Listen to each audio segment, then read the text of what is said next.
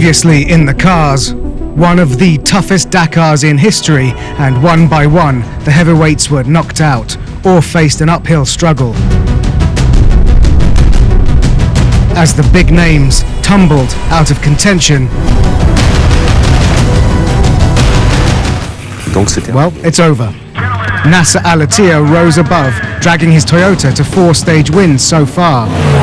Quite happy to win today, and now we are second overall. Second to Carlos Sainz. It's the most difficult Dakar I've ever done, and I hope the special moment will be tomorrow. We have only one car left in front with a big lead, yes, so normally it should be okay, but...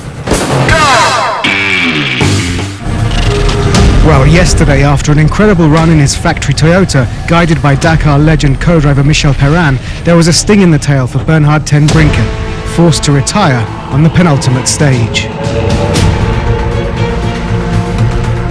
I think we blew up the engine. On a long straight at about 191 kilometers an hour, all of a sudden there was a huge bang. All the oil was pouring out, there was smoke in the car. I think the engine just died. liep eruit, begon een beetje te roken in de auto. En ik denk dat de motor het begeven heeft. A bitter end for the Dutchman, not least because a first ever podium was on the cards after a crash for Peter Hansel on the same stage dropped him out of second position. We broke the steering wheel, no power steering, leaving Mr. Dakar with an injured thumb and a deficit of nearly an hour.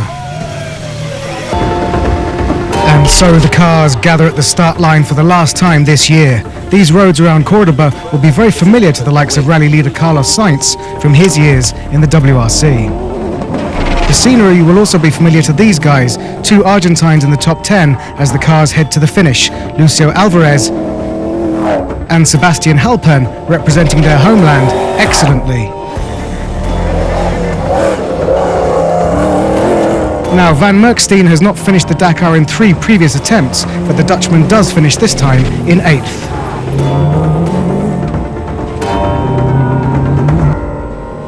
Only his 3rd Dakar, but Czech rallyman Martin Prokop has excelled, improving in big leaps to reach the creditable heights of 7th overall this year. After failing to finish the Dakar last year on his first attempt, Al-Qasimi has returned with a new Peugeot and a new co-driver, and finishes in 6th. Having drifted from bikes to cars only 2 years ago, Kuba Pszegonski has proven his worth on 4 wheels to the Mini X-Raid team, and at 32 years old, the future looks bright for the Pole. 5th overall beats his best result in bikes. Now, Mr. Dakar has added 3 stage wins to his tally of 71 across both disciplines of bikes and cars, but the French legend was not able to control this Dakar and could not complete a hat-trick of wins. It's a 4th place for Stefan Peter Hansel. Giniel de Villiers rounded off a frustrating fortnight with a stage win, his first Dakar scratch since 2014. That puts him in 3rd overall, another podium to add to his collection of consistent good Dakar finishes.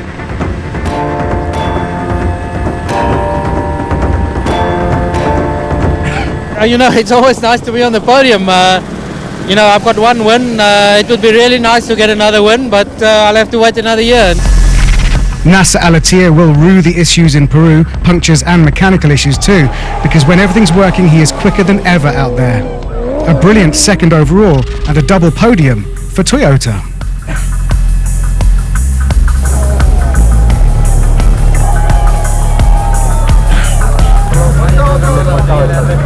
We are quite happy to be 2nd place, because otherwise we have a lot of things happen during first week.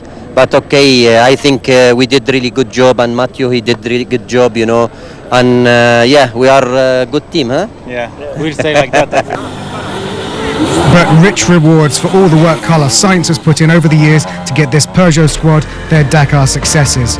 A first finish since 2011 and a 2nd Dakar win for the Spanish rally legend after his win for Volkswagen in 2010, and some symmetry that his last WRC win was here in Cordoba in 2004.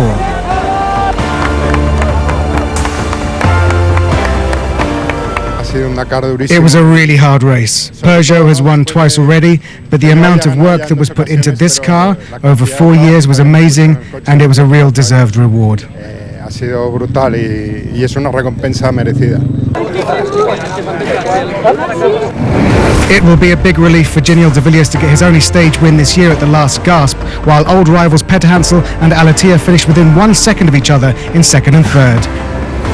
Not the podium lockout Peugeot might have wanted in their last year, and yet the French marque bows out with their 7th Dakar victory, courtesy of Carlos Sainz's second. No win for Toyota, but the Japanese manufacturer makes up half the top 10. Alvarez's total time of more than 9 hours just shows how atrocious this rally has been. The best rookie is Henry de Klerk, here because of the Dakar Challenge and justifying the drive. He's 28th overall. And best in the T2 class is Akira Miura, who's 25th overall. In the side-by-side category, 11 started in Lima and only 6 have finished. Brazilian Reinaldo Varela has led the rally since Patrice Garousse's problems in stage 5, and he wins Dakar 2018.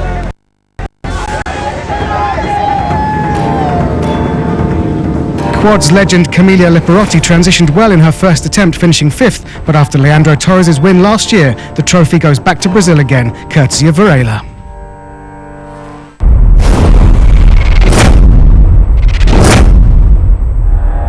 He's done it again. 8 years after his first triumph, Carlos Sainz tamed the Dakar, but this time in a Lion. 4 years ago, we started our project to try and win with a two-wheel drive car. For me, on a personal level, it was important to win. Carlos Sainz is more than just a fast driver. He has an incredible experience, a big experience of the Dakar. He competed in 4- and two-wheel drive cars. He has the experience of little teams and big ones, so he's very critical, but in a good way. He pulls the whole team towards summits. A perfect combination between man and machine. Competition's in Peugeot's DNA, and we showed it again. Add to that the experience of an old-timer. He didn't make any mistakes. These last 3 years, maybe he was attacking too much, maybe he was unlucky. I believe that this year we saw a very different Dakar with a lot of off-piste. Of all the Dakars I've done, including those in Africa, this one was the hardest. On the track, El Matador is respected by all. We was with the VW, same team, you know. We was really fighting, and when we finished, we shake hand and we smile. Yeah, it was a really great fight. Now with Peugeot stopping its Dakar program, what is the future of 55-year-old Carlos Sainz? I'll have to think about the future with my family, and we'll see what I do.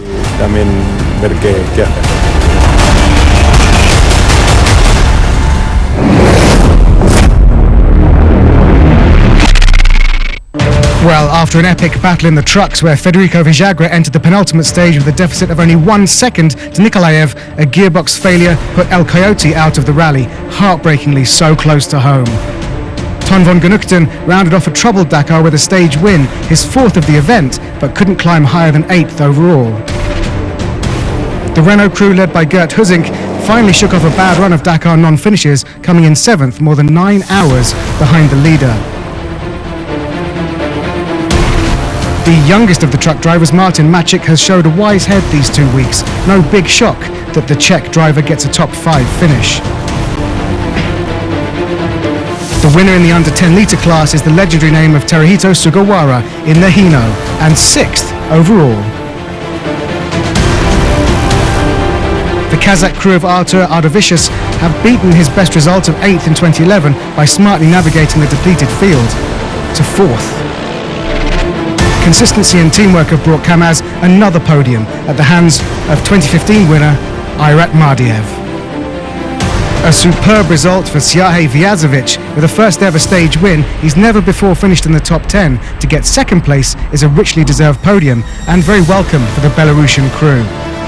But the unstoppable force remains Eduard Nikolaev, who wraps up back-to-back Dakar wins, his 3rd in total. The Russian Kamaz team leader wins by nearly 4 hours. Dakar is very difficult, very difficult. because very interesting. Thank you for much in organization because very interesting Dakar.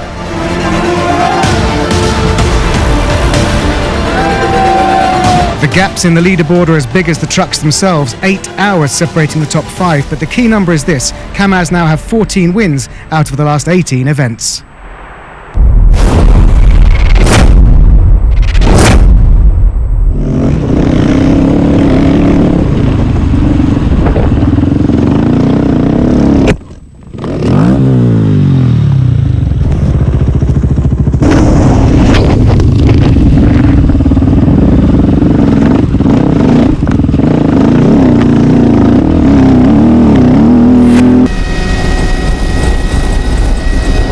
Are you ready? When you hear the beep, we'll go flat out.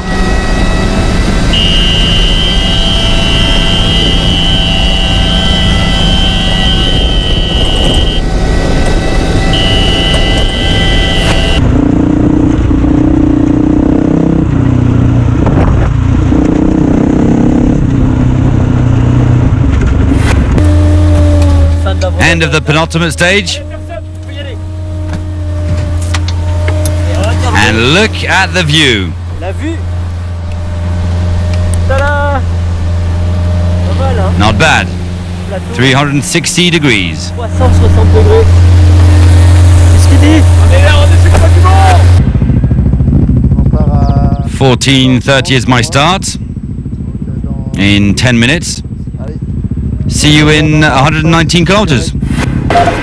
I'm a Dakar finisher, so that's the plan. Can't actually believe I'm still in and I'm standing here.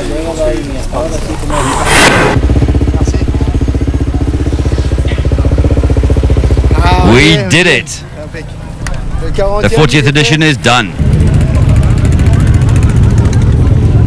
I did it, I made it, I made it, I made it.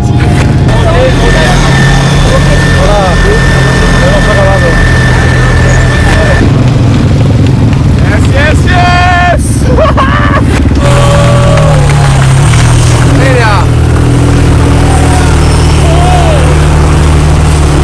Finito il Dakar, finita! Molto bene. Perfetto.